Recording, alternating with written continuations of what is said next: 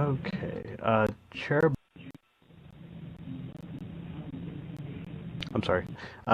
1990 was asking if the European and North American version of the game, when it's launched, will be on the same version with the Korean version of the game.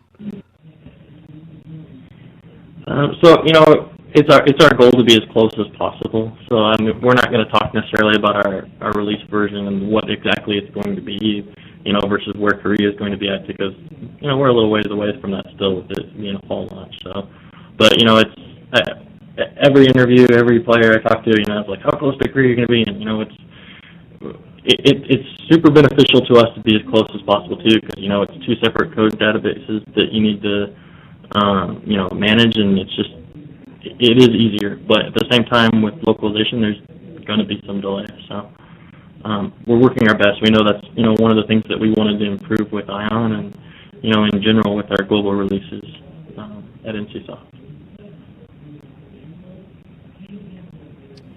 Okay, great. Okay, Ruben, I've got a question. Yeah, I've got a question here from GamerX. They're asking, in other games such as World of Warcraft, most of the quests are quite repetitive. An example would be go kill X of, kill 10 rats kind of quests, and they pretty much give the same type of drops. In the end, they're all pretty much the same. Will there be a really wide range of quests that you can complete with different activities in Ion? Well, there are two types of quests in Ion. So we have our standard quests, and those certainly do have things where you would collect a certain number of resources.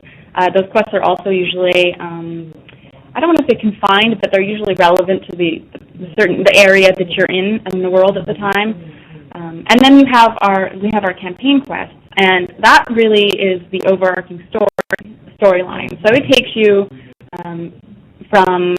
it moves you, I guess, it moves you through level 1 to 50. And those quests aren't so much, kill 3 rats or whatnot like that. But. And we try and weave story into it to help differentiate and vary things. And you'll see that told a lot through cutscenes. And I think the cutscenes really help draw you into the quest instead of getting bombarded with walls of text. And, you'll actually, see your character in a cutscene interacting, and it just, helps draw you in a little bit more and make you feel a little bit more part of that quest, even if that quest is, going and killing, 10 crawls or whatever.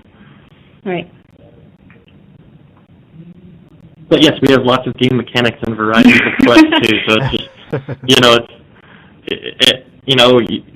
it just adds light into it, and all of a sudden every quest, takes on a new, ability or change, so it's one of those, we're constantly trying to be imaginative in our quests and doing things. Like you said, it's turned into a parrot in some quest, and you got to infiltrate some little base.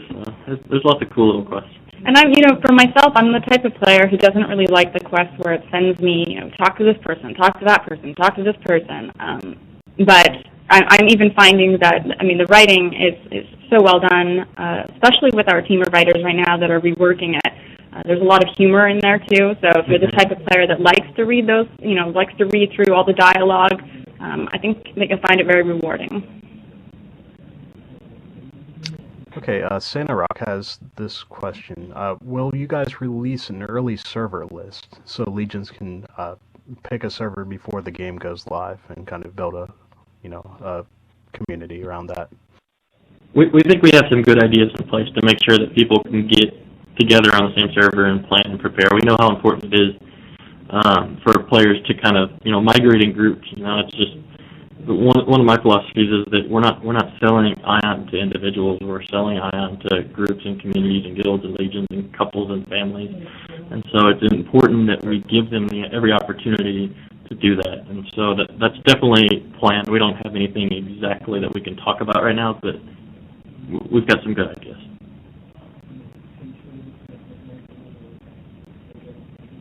Okay, I've got a question from AionChat1. Will you balance the classes more towards PvP or PvE? Meaning, will you make it so the classes will be equal in fighting each other in PvP, or will they have more equal usefulness in endgame and PvE content? Well, it's one of the cool things about the game being released before in Korea is that by the time that it comes to the West, we will have benefited from all the time they've had to balance the game, especially balancing those characters. So I wouldn't say that there are, and Brian, correct me if I'm wrong, but I wouldn't say that the characters are set, like certain characters are set for PvP or PvE. Again, we really wanted to combine those two types of gameplay. Right. So Which is a huge challenge. So, it is. Yeah, no, that's a good question, and I think that, that's from the outset when we when we decided to make a game with PvPvE that we knew that would be one of our major challenges. And I think that over the past few months, there's been some balance issues that we've addressed and fixed, and there's some that are still remaining and will continue to remain. But I don't think that there's that in an evolving world, where you have constantly having players rethinking how, they're in the sandbox of doing things, that you can always account for every single thing that they'll decide and how they're going to do it. And so it's just, it's an evolving process, but it's our goal so that, you're balanced for both PvE and PvP and that you can play a role in both of those. Just balance isn't necessarily, one-on-one balance. It's, how do you interact in a party? How do you, interact solo? How do you interact, in a raid situation, or with your Legion on Legion in a fortress? So it's like, the key is to make sure that everyone has a role and that people aren't left out and that everybody can contribute.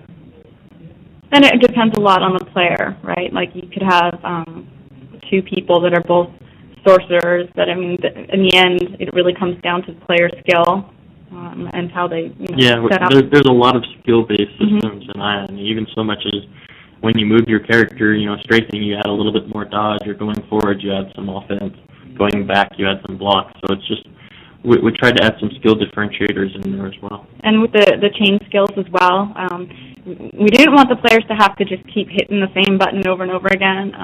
A lot of the chain skills activate, and so you have to make wise decisions there. Yeah, decisions on the fly. Okay, Nazgul King asks, he's kind of asking whether the lore of the game will change over time. Will it evolve the actual game world itself, or will things stay fairly settled? Well, the good news is we have a really cool, unique setting with Ion. It's not something you see out there in a typical Tolkien-esque type world. But the other really cool thing is we own the IP. We created it, and so we think that it gives us a lot of flexibility to not only with where we want to take it, but with where the community sees it going. So it provides a flexibility level that you can't always necessarily get if you have an established IP. And it's going to change, it's going to evolve, and there's going to be some secrets that are revealed throughout your journey in the game, and but there's also going to be some things that are kind of ancient history that are things you have to deal with and try and understand in the world. But I really think that it has a unique opportunity of opening up to the role play crowd that really gets into the lore and the history and being able to take part in something, because it truly is a world that we can shape.